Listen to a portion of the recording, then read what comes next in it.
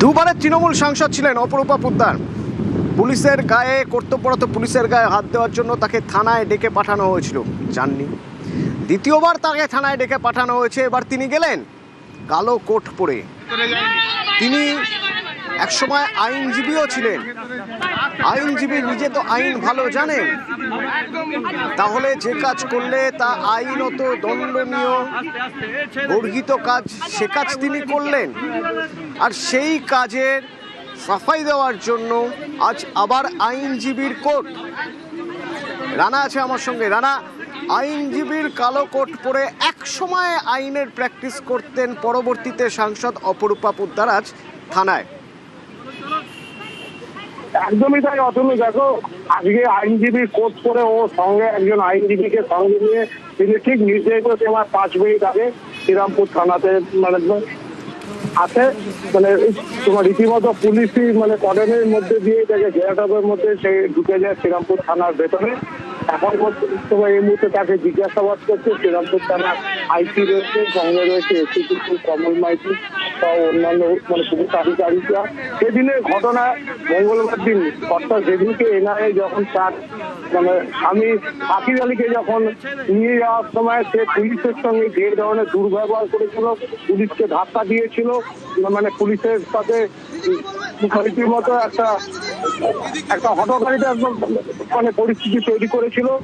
সেই অনুযায়ী তাকে কিন্তু বুধবারই ছবি আমরা দেখছি। রানা, সঙ্গে থাকো। এই সেই দিন যেদিন এনআইএ অপরূপা পোদ্দারের স্বামীকে গ্রেপ্তার করতে যায় গত মঙ্গলবার, কেননা তার বিরুদ্ধে 2023 সালে রামনবমীর শোভাযাত্রায় অশান্তির অভিযোগ, গাড়ি ভাঙচুরের অভিযোগ, আগুন ধরিয়ে দেওয়ার অভিযোগ। সেই অভিযোগে যখন তাকে গ্রেপ্তার করতে যায় সে সময় গাড়ির সামনে চলে আসেন অপরূপা পোদ্দার এবং তখনই পুলিশের গায়ে হাত।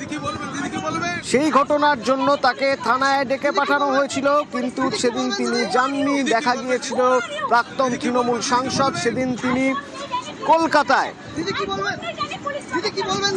আবার তাকে ডেকে পাঠানো হয়, তারপরে তিনি যান এবং যান কালো কোট পরে। রানা, সঙ্গে একজন আইনজীবী আছেন, নিজের হয়ে আইনি লড়াই কি তিনি লড়বেন? না হলে কালো কোট পরে গিয়েছেন কেন? যদি তাই হয় তাহলে সঙ্গে আবার একজন আইনজীবী কেন?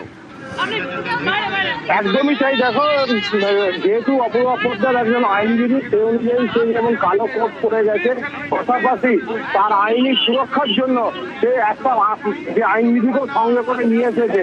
কারণ যেহেতু গতকাল যে পুলিশ তাকে নোটিশ পাঠিয়েছে, জামিন অযোগ্য ধারায় কিন্তু মামলা রুজু করেছে। কারণ এই নিউজ 18 বাংলার যে ছবি আমরা বারবার সম্প্রচার করেছি, সেই ছবি ভিডিও ফুটেজ দেখে কিন্তু পুলিশ কিন্তু স্বতঃপ্রণোদিতভাবে তাকে ডেকে পাঠিয়েছিল। প্রথমবার তিনি যাননি, দ্বিতীয়বার গেলেন। আজ দেখা গেল কালো কোট পরে নিজের হয়ে আইনি সওয়াল নিজেই করবেন। নিজের আইনি দিকগুলো, নিজের বিরুদ্ধে যে অভিযোগ তার আইনি দিকগুলো নিয়ে কথা তিনি নিজেই বলবেন। দেখা যাক।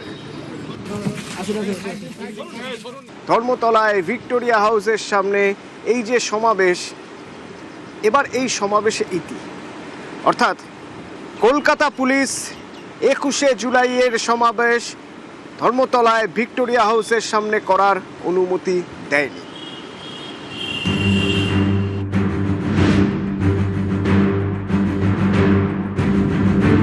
অনুমতি নিয়ে রাজনৈতিক কর্মসূচি করবেন? আমাকে 104 বার হাইকোর্টে যেতে হয়েছে। আপনি অ্যাপ্লিকেশন করে দিয়ে কলকাতার রাস্তায় ভিক্টোরিয়ার সামনে ফিতা নিয়ে চলে যাবেন? মামার বাড়ি নাকি? পারমিশন প্রেয়ার করবেন, কোথায় দেবো বলে দেবো। 11 সালে তো ব্রিগেডে গেছিলেন, এবারেও চলুন না ব্রিগেডে যাই।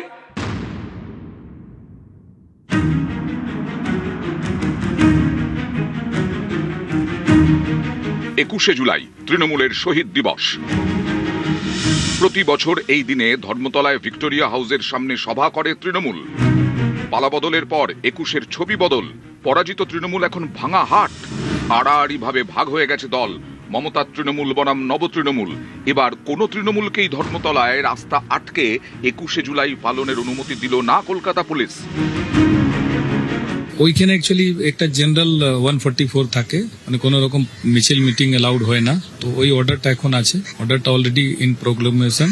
ওটা আমরা এখন বলতে পারছি না কেন 144 আছে, সেই জন্য ওখানে কাউকে পারমিশন দেওয়ার এখন প্রশ্ন নেই। এই অঞ্চলে সাধারণত 144 ধারা জারি থাকে। আইপিসি 144, এখন বিএনএসএ 163 ধারা। সেই অর্ডারই এদিন রিনিউ করেছেন সিপি অজয় নন্দা। 2রা জুলাই থেকে 30শে অগস্ট পর্যন্ত 163 ধারা জারি থাকবে মধ্য কলকাতার বিস্তীর্ণ অঞ্চলে। 1993-এর 21শে জুলাই সচিত্র ভোটার কার্ডের দাবিতে তৎকালীন কংগ্রেস নেত্রী মমতা বন্দ্যোপাধ্যায়ের নেতৃত্বে রাইটার্স বিল্ডিং অভিযান, গুলি চালায় পুলিশ, মৃত্যু হয় 13 জন কংগ্রেস কর্মীর। 1994 থেকে ধর্মতলায় 21শে জুলাই পালন শুরু করেন মমতা বন্দ্যোপাধ্যায়। 1998-এ তৃণমূল প্রতিষ্ঠার পর থেকে তৃণমূলই 21শে জুলাই পালন করে। প্রতি বছর এই দিনে ধর্মতলায় সভার আয়োজন করা হয়। মাঝে অবশ্য একবার ব্রিগেডেও 21শে জুলাই হয়েছে। 2011-এ বামকে হারিয়ে তৃণমূল ক্ষমতায় আসার পর সেবার শহীদ দিবসের মঞ্চে পাগলু ডান্সও দেখেছে রাজ্যবাসী। যদিও পরের বছরই ধর্মতলায় ফেরে তৃণমূলের সমাবেশ। অনুমতি নিয়ে রাজনৈতিক কর্মসূচি করবেন, আমাকে 104 বার হাইকোর্টে যেতে হয়েছে। আপনি অ্যাপ্লিকেশন করে দিয়ে কলকাতার রাস্তায় ভিক্টোরিয়ার সামনে ফিতা নিয়ে চলে যাবেন? কি মামার বাড়ি নাকি? ফিতা নিয়ে যাবেন মাপতে? কে অধিকার দিয়েছে আপনাকে? কে অধিকার দিয়েছে? পারমিশন প্রেয়ার করবেন, কোথায় দেব বলে দেব। আরে আপনাদের লোক প্রচুর প্রচুর লোক, লক্ষ লক্ষ লোক, 30 লাখ লোক হয়। 11 সালে তো ব্রিগেডে গেছিলেন, এবারেও চলুন না ব্রিগেডে যাই, দম আছে। 26-এর ভোটে তৃণমূলের ভরাডুবি, হারতেই টুকরো ঘাসফুল। একদিকে মমতা বন্দ্যোপাধ্যায় তৃণমূল, অন্যদিকে ঋতব্রত বন্দ্যোপাধ্যায়ের নেতৃত্বে নব তৃণমূল। এরপরে 21শে জুলাই নিয়ে দড়ি টানাটানি শুরু হয় দুপক্ষের মধ্যে। কে আসল তৃণমূল, কে ধর্মতলায় 21-এর সভা করবে, দুপক্ষই পৌঁছয় কলকাতা পুলিশের কাছে। নিজেদের আসল তৃণমূল দাবি করে শনিবার ধর্মতলায় 21শে জুলাই পালন করতে চেয়ে কলকাতা পুলিশকে চিঠি দেয় নব তৃণমূল।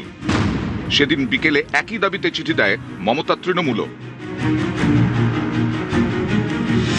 পুলিশ অনুমতি দেওয়ার আগেই রবিবার ভিক্টোরিয়া হাউসের সামনে ফিতে নিয়ে মাপজোক করতে দেখা যায় মমতা তৃণমূলের নেতা কুণাল ঘোষ, দোলা সেনদের।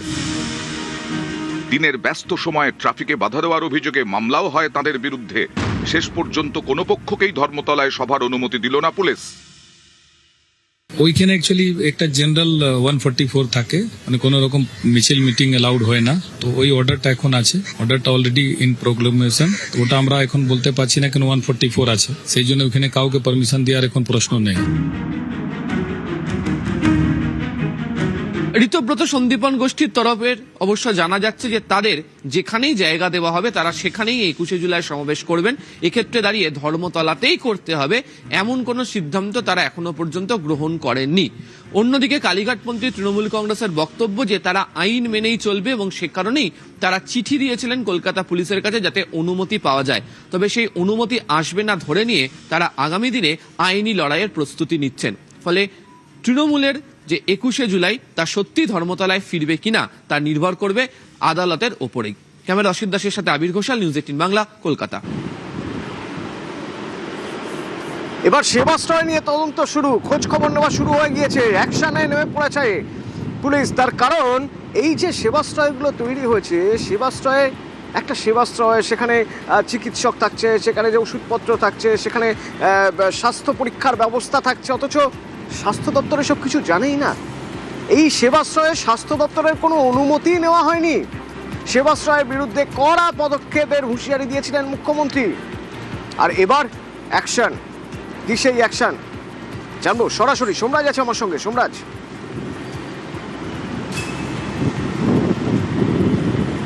দেখো, অত্যন্ত গুরুত্বপূর্ণ বিষয়। সেবাশ্রয় নিয়ে এবার অ্যাকশনে নামলো রাজ্য সরকার।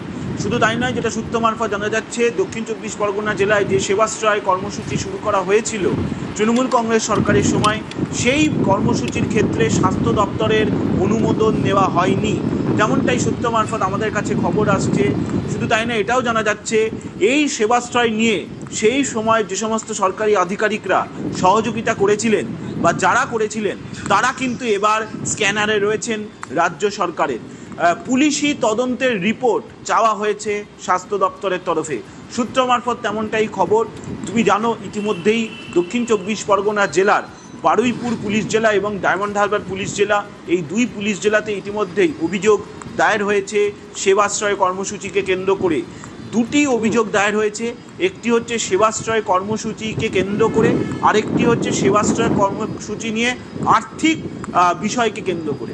এই দুটি বিষয় নিয়ে অভিযোগ দায়ের হয়েছে। এখনো পর্যন্ত তেমনটাই সূত্র মারফত আমরা জানতে পারছি। পুলিশি তদন্তের রিপোর্ট চাওয়া হয়েছে স্বাস্থ্য দপ্তরের তরফে।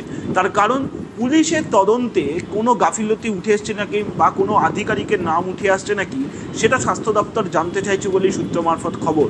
এবং এটাও জানা যাচ্ছে যে এই যে সেবাশ্রয় কর্মসূচি হয়েছিল দক্ষিণ 24 পরগনা জেলায়, স্বাস্থ্য দপ্তরের অনুমোদন নেওয়া হয়নি। সেক্ষেত্রে স্বাস্থ্য দপ্তরের অনুমোদন ছাড়া জেলায় কোনো সরকারি আধিকারিক স্বাস্থ্য দপ্তরের পরিকাঠামো কি ব্যবহার করেছিল?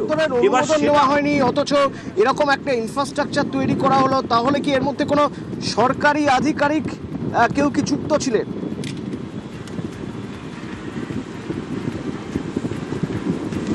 দেখো, সেটাই এখন সবথেকে বড় প্রশ্নের জায়গা এবং সেই কারণেই তোমাকে জানাচ্ছিলাম কয়েকজন সরকারি আধিকারিক ইতিমধ্যেই স্ক্যানারে পড়েছেন রাজ্য সরকারে, তেমনটি আমরা সূত্র মারফত জানতে পারছি।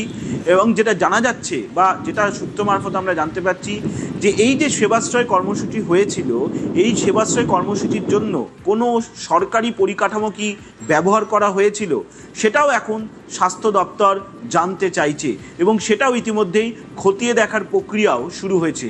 এটা তোমাকে বলতে পারি, সেবাশ্রয় কর্মসূচি নিয়ে রাজ্য সরকার এবার অ্যাকশনে নেমে পড়েছে। সূত্র মারফত আমরা জানতে পারছি অ্যাকশনের শুরুটাই কিন্তু মুখ্যমন্ত্রীর হাত ধরে। সোমরাজ, মুখ্যমন্ত্রীর হুঁশিয়ারি এই সেবাশ্রয় নিয়ে, সেই হুঁশিয়ারির পর এবার অ্যাকশন। কি হুঁশিয়ারি দিয়েছিলেন মুখ্যমন্ত্রী শুভেন্দু অধিকারী, শুনুন। অভিযোগ এসেছে, আমি দেখেছি, এখানে এসপি আছেন, তিনি তদন্ত করবেন এবং জেলা শাসক বা স্বাস্থ্য দপ্তরের যা হেল্প নেওয়ার পুলিশ নেবে। ইটস এ ক্রাইম হলে দেখার জন্য ভারতীয় ন্যায় সংহিতাতে যা করা হবে। ও মডেল তো দেখিয়েছেন বা ফলতাতে, আর নতুন মডেল না দেখানোই ভালো।